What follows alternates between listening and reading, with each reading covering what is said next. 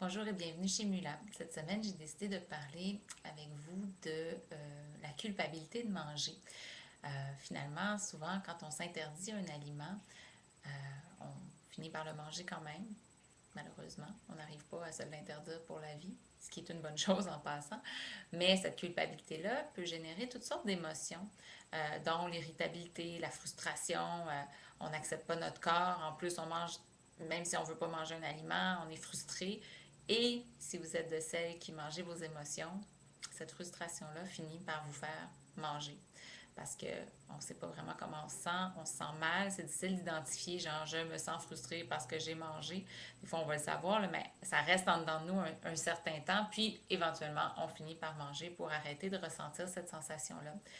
Et à ce moment-là, ben, la boucle est bouclée. on, on s'interdit un aliment, on le mange, on est coupable, on devient irritable et on mange nos émotions parce qu'on est coupable puis irritable.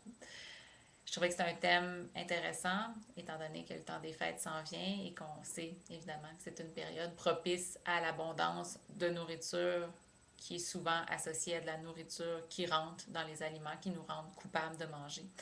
Alors cette année, juste essayer de faire le petit exercice de ne pas vous sentir coupable. Vous allez peut-être vous retrouver à sortir du temps des fêtes un petit peu plus léger en ayant moins perdu le contrôle de votre alimentation.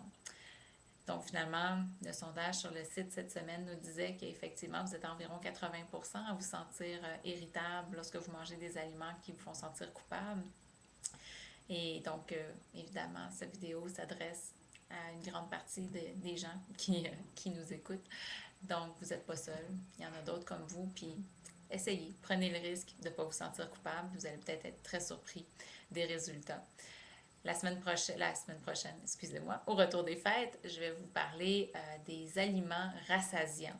Donc finalement, les aliments souvent rassasiants, c'est les aliments santé. Donc c'est la question au sondage, le sondage qui sera sur le site. Et croyez-vous que les aliments santé sont moins engraissants?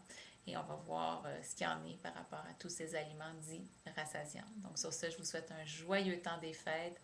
Amusez-vous bien, reposez-vous et on se retrouve en 2012.